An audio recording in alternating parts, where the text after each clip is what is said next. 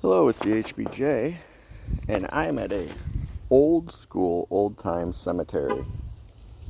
There's really nowhere to turn around at this place, but we're looking for a specific grave of somebody who fought in the Civil War.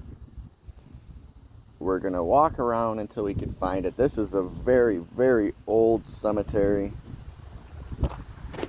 As you can tell, a lot of the gravestones have been just knocked over and destroyed. It's sad. A lot of these people you don't know, you can't read the gravestones no more. They're very, very old.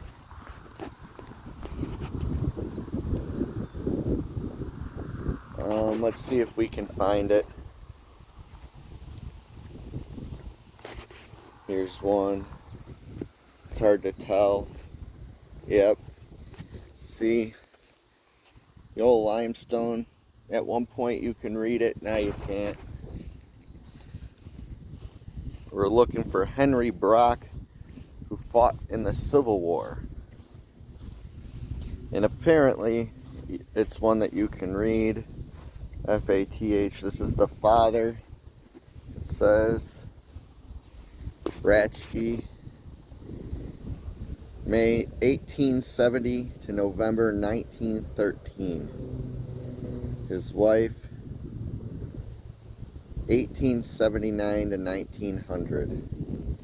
This is the family, Johnny W. and the mother.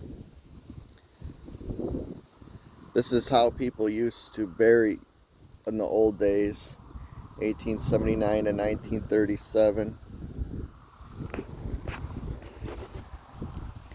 That's sad that this has fallen off. That's one person in each of the family, I'm assuming, from the broken thing up there. 4 members. It could be up here. Let's check it out. Yeah, this is crazy how time just takes over. Here's a big one. Let's see this one. January 1816. Annie, wife of, I'm guessing Peter Brunker, B-R-U-N-K-E-R, Brunker. January 2nd, 1816, died 1895. Another Brunker. Yeah, this is for the Brunker family. Or Brunner. 1852 to 1936. This is what we all have to look forward to, folks. Being in a place like this at one point where time just takes over and we're all forgotten. It's just what it is. Here's a really nice one. This has to be kind of new. The Levitt family. People here are members of an American pioneering family. It tells about the Levitt family. Weir Levitt and their children and their children. Jeremiah Levitt and Benjamin Fletcher. Gonna have to do some deep diving on the Levitt family. 1821 to 1867. And look, it's still in decent shape. This might be it coming up in the front. People probably think I'm fucking crazy. Just some dude, look at just gravestone buried in the ground. Nope, this is Jane, wife of Geo Berry. Geo really must have loved Jane. They really, back in the day, they really gave a shit about graves and grave markers. I think more so superstitious than today. Look at people still come and pay their respects, and you don't even know who's buried there unless you know.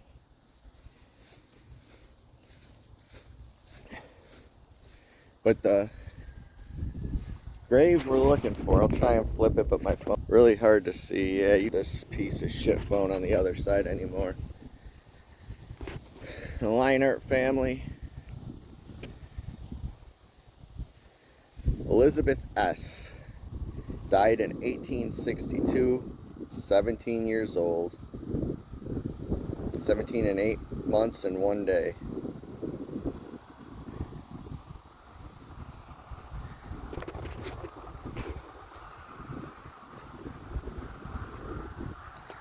Kenston, this family. Look at, there's a military one.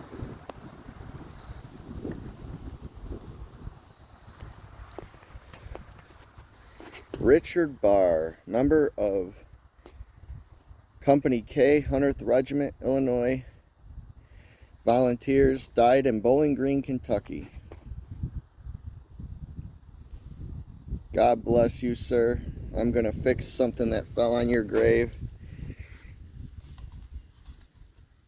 I can't, it's broken. But God bless this guy, Richard J. Barr. It's not the guy we're looking for. Died at 22 years of age in 1862 from the Civil War in Bowling Green, Kentucky. Giving that guy some, hold on.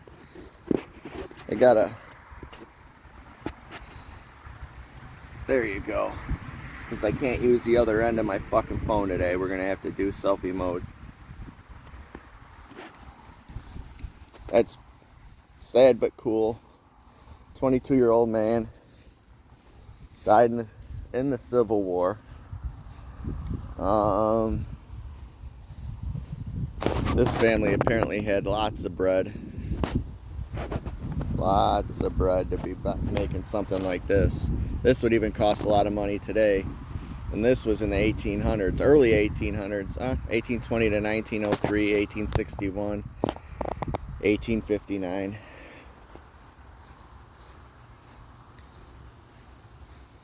Maria Smith Bush died in 1918. We're still on the search for Henry Brock.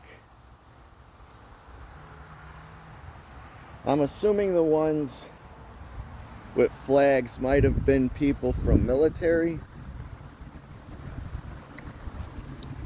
American Legion, yes, this person was probably at some point in the military. Yep. He was an infantryman. Azor Caparan Houghton, E Company, 39th Illinois Infantry Regiment. Another Civil War person died in 1967, or 18, sorry, July 5th, 1867. May 2nd, 1845 was when he was born. So we got 2 Civil War people here that we found. We might have passed a few more, we just don't know. This at one time would have been a really cool looking limestone grave marker. This, I'm not sure, but these 2 here look pretty cool. The Brown family and the Martin family.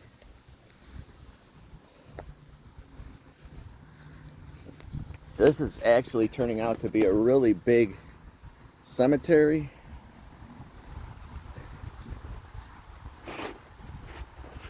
The Ross family, and then they have the whole Ross family laid out. Let's see, there's another flag.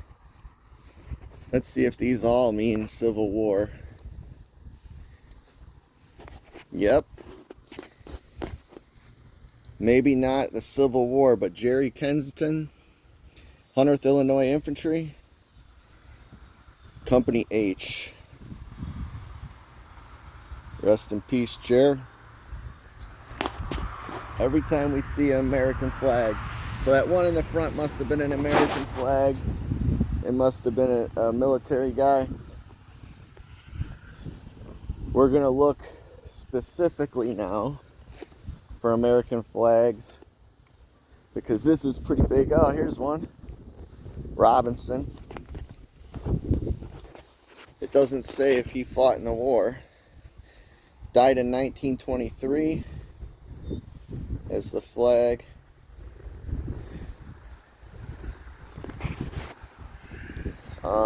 I want to check out this one because it looks like they buried their sheep.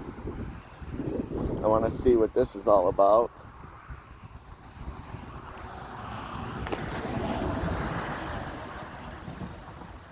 The family. It's just crazy, like how time has taken some of these and time hasn't with others. Let's check out a couple up here.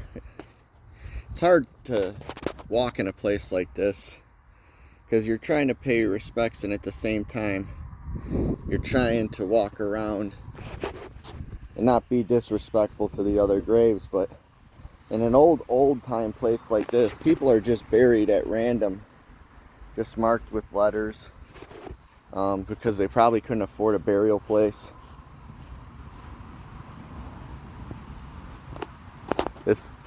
The Bell family, this is a really cool one. I've seen a flag over here. Here we go.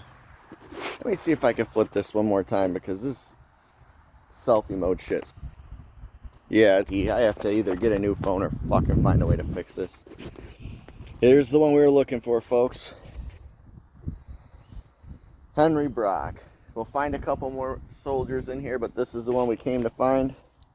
Little history on Henry Brock. He was born January 8th, 1837 in Germany. Came to America in 1859 at 22 years old. When the Civil War became a concern, he enlisted in the Union Army, Company E, 5th Regiment, Missouri Volunteer Infantry. Served until 1862. In 1863, Henry again enlisted in the Marine Brigade as a fireman on the USS Diana in St. Louis. He witnessed the surrender of Vicksburg to General Grant in 1863. And shortly after was discharged from the Navy about 1868. Henry and his wife Wilhelmina Brock came to Illinois and settled outside of Manhattan, Illinois, where he was a soldier, a farmer, a teamster, and also a grave digger at the Wilton Center Cemetery, where we're currently at. Henry was the last living Civil War veteran in Manhattan, Illinois. He was honored by being the first person to raise the American flag at the pole at the Veterans Memorial Site in Manhattan.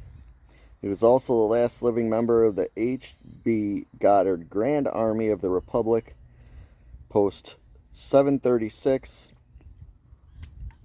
He died March 14th, 1927, and this is his grave. It says, member of, it's hard to read, it looks like CO something something regiment, volunteer, INT, infantry. Henry, I'm assuming, is their child. The Brock family. Big name apparently here in Manhattan. This is the one we came to see. Civil War hero, veteran. Was at the surrender of Vicksburg, which is a very detrimental place in the Civil War. The Morrison family. Talk about a family plot. They got the main one. You got three to the left. And infant son. That is sad. That is very fucking sad. Infant son. I see a couple more flags. We'll check out the flags. And we will call today a wrap as far as this goes as we head back to the car. We'll check out the flags, some of the bigger monuments. Let's see. The Jones family, 1865 to 1890. They got two Joneses. I'm assuming that might be the husband and wife, and they had some bread. That one back there is cool. Maybe we'll check it on the way back. It looks like they carved wood out of stone. Robert Siegler, 1964 to 2022, Jackson State University. Here's one, military. I'm assuming by the flag. Fix it if we can. Richard said, I'm not going to butcher his name, Marine Corps, Vietnam, 1951 to 1981. Rest in peace, soldier. And check another. I saw a flag somewhere up here. And then, there it is. Then we'll go back. This graveyard goes way on. I probably could have just drove in up here.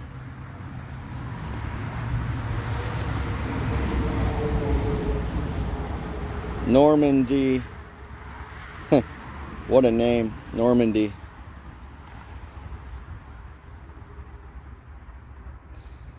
It has a flag, so I'm assuming he served in the military. But it doesn't state his military service. There's a couple of some very young kids who passed away. I don't want to... Here, there's one in the front that looks quite old with flowers even. So we'll check that out. It's just crazy how old this cemetery is. It's a relic of time that's passed by, and at the same time it's got people anew.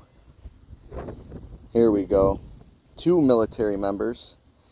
William C. Jones, Illinois, PFC, I Company 31 Infantry, World War I. December 10, 1895, July 13, 1869. Rest in peace, William Jones.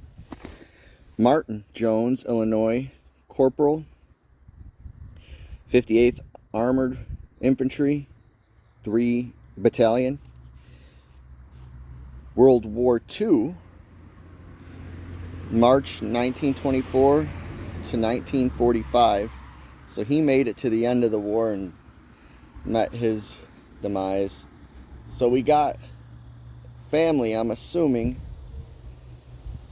father and son who fought in World War I and World War II. That's a fucking American family. When I fucking hear the word patriot and I hear things like that, that's what I think of when I think of patriot. Father and son fighting in both world wars. And I'm assuming died in each. Another military, because I see the flag, but it doesn't say.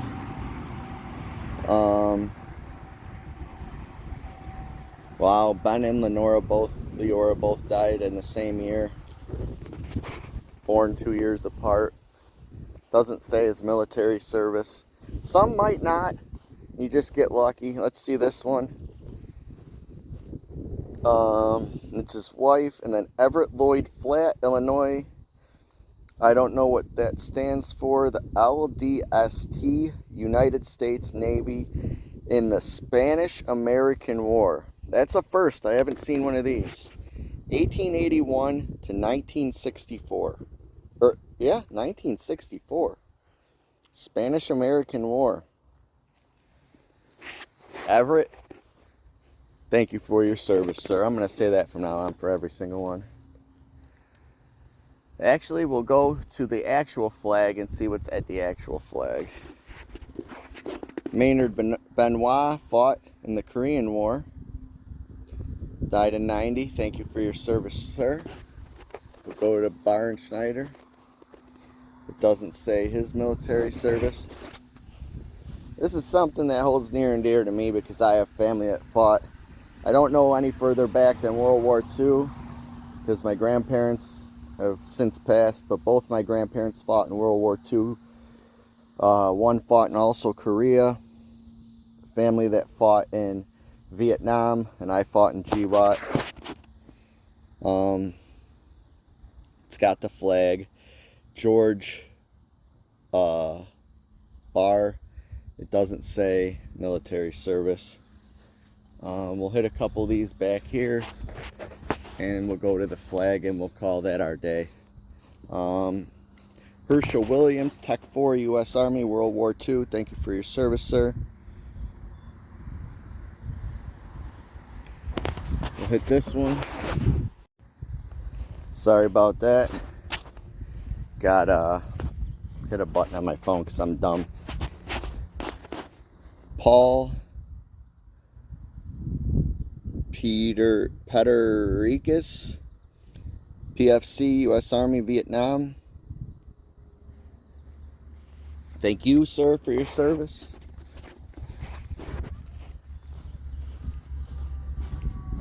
Donald P. Munt, Sergeant, U.S. Army, Air Forces, World War II, 1915 to 2003. Thank you for your service, sir.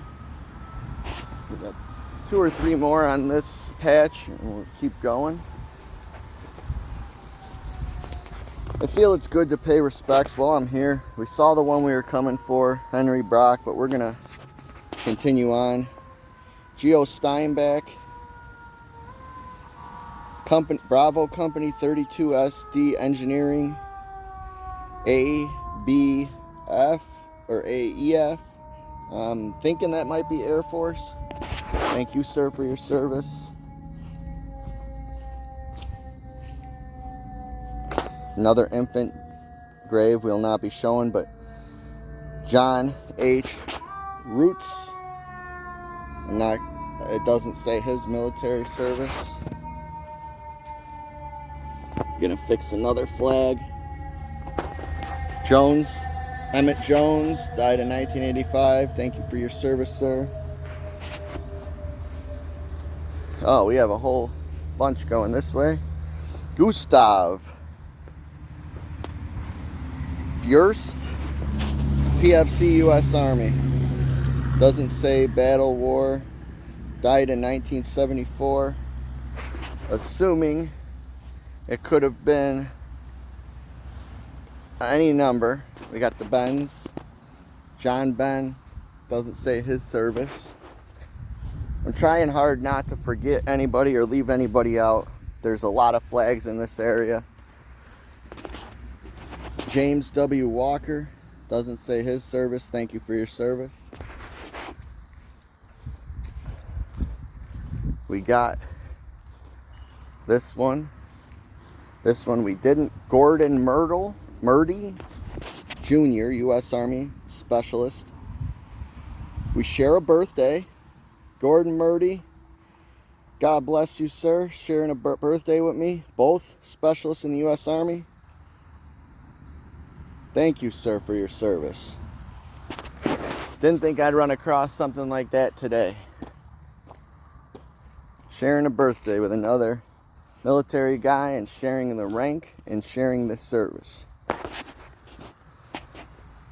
Lawrence, I'm assuming it doesn't say his military service. It's covered in plants. We'll just kind of weave in and out to make sure we get as many as possible. T.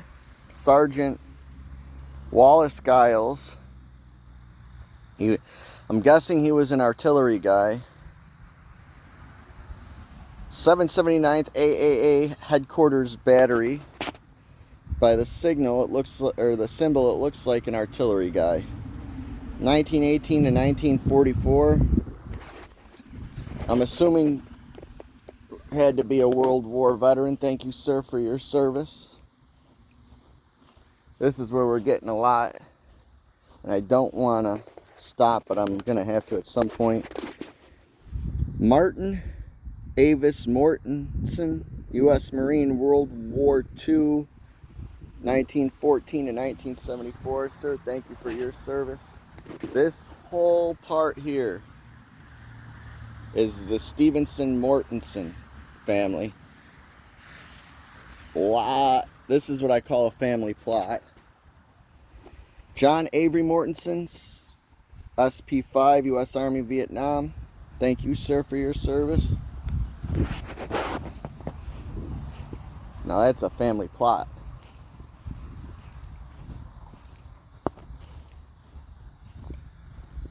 We saw that one.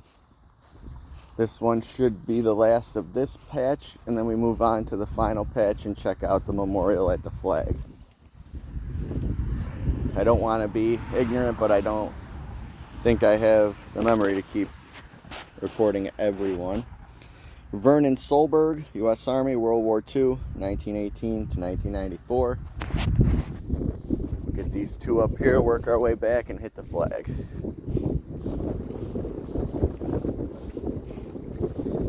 Earl W. Fick, Illinois, Private 53 Armed Infantry, Battalion 4 Armored Division, World War II, 1924 to 1944. So he died at 20 years old in World War II. Parents of Janet, Ronald, and David. This person, Lester, must have fought in a war. Skurlock fought in a war. We don't have his war credentials, so for all three of you guys, thank you for your service. Forrest O. Jones, Illinois, Private 358th Infantry, 90th Division, December 1943. I'm assuming perished in World War II.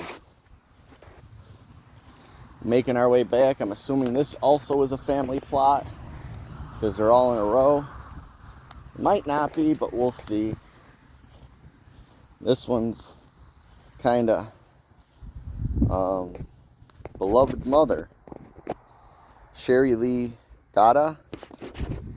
Don't know if you served. You got the flag, so I'm going to say thank you for your service. Lillian Rose Wallace got the flag. Thank you for your service, if you guys in fact served. William G. Cord, thank you for your service. None of these, the Court family, Gilbert Cord and Joshua Cord, none of them say the service, but thank you for your service. Let's hit these two and then we'll sweep back around and we'll be done with this area. John Reed, a very kind and unique man. Thank you for your service. James Beggs, PFC, U.S. Army in Korea. Gone but not forgotten. Thank you for your service, sir.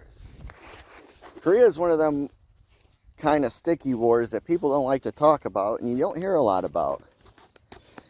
I always wondered why that was. Laverne Lindman, World War II, U.S. Navy, 1922 to 1983.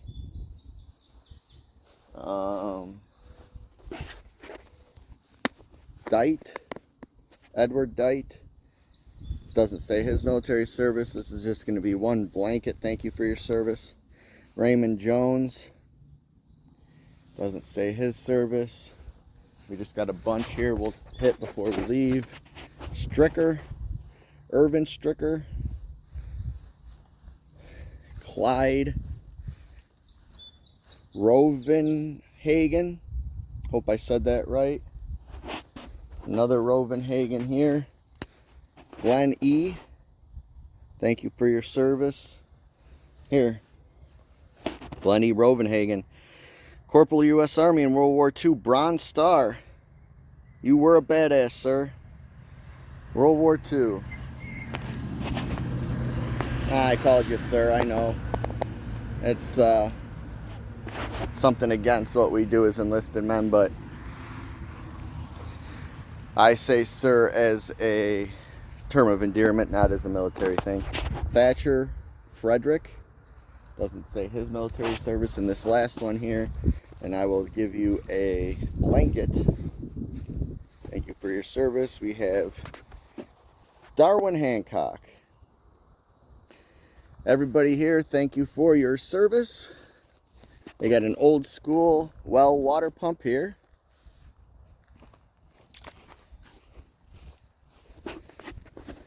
We'll hit this one flag and we'll hit the main flag.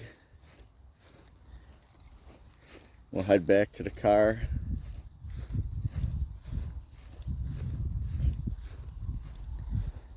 Raymond Welsh, looks like he was an officer. Died 2012. He might not have been military, maybe American Legion, I'm assuming he was. So, Raymond Welsh, thank you, sir, for your service. This looks like, we'll see what the flag has here. Not going to stand on the cross. For those who believe in that, I don't want to disrespect them. We'll hit a couple of these flags and we'll head back. Wilton Center Federated Church, St. Patrick's Church. So I'm assuming these are the two main churches with the flag. We're gonna stop at the road. We probably should have just came in where the fucking road is so we could turn around. Robert Stevens, thank you for your service. Francis Murray, thank you for your service. Patrick John Murray, thank you for your service. A lot of these don't have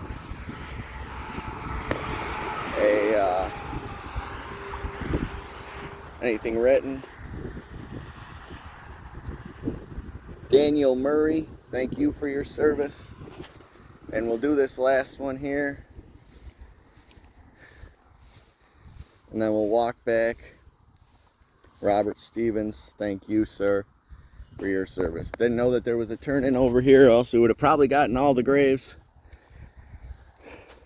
But now we will make our way back. I don't know if this plot land was bought out by these families, but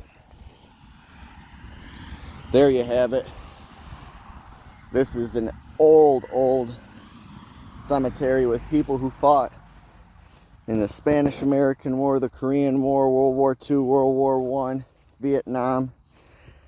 I don't think I saw any GWATs on there. There could have been, or Desert Storms. Maybe those could have been ones that didn't have a particular designation. It seems like the older graves had more designations for their military service. Maybe they were more proud of their military service back in the day. I feel like, Mr. Reed, I'll fix your flag. I feel like that's how it was more back in the day. They had more country pride, nation pride. Not saying that they don't now, but I feel it's gotten a lot different.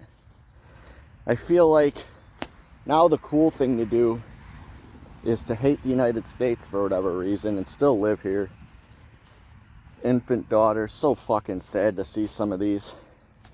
I understand I'm in a graveyard. The graveyards are made of people who are deceased, but just super sad to see people that have to bury their children. You should never have to bury your children.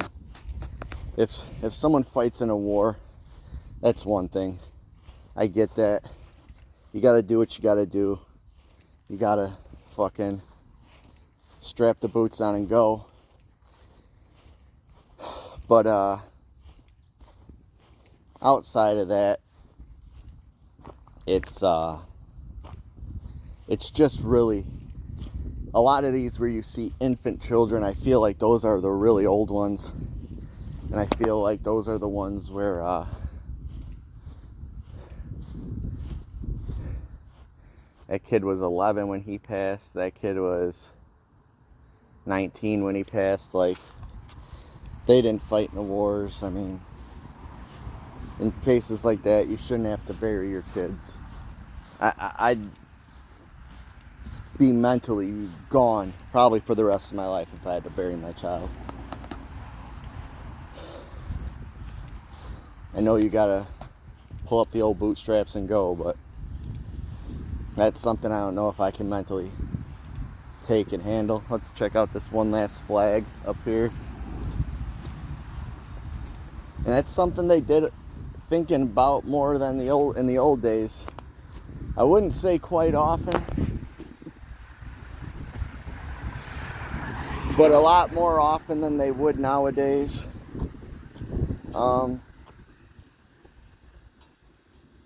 This is the Thayer area. This is all Thayer.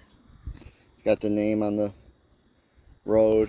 Got the monster monument. And all these. I'm assuming this is all Thayer and here in front. But yeah, in the old days it was more prevalent.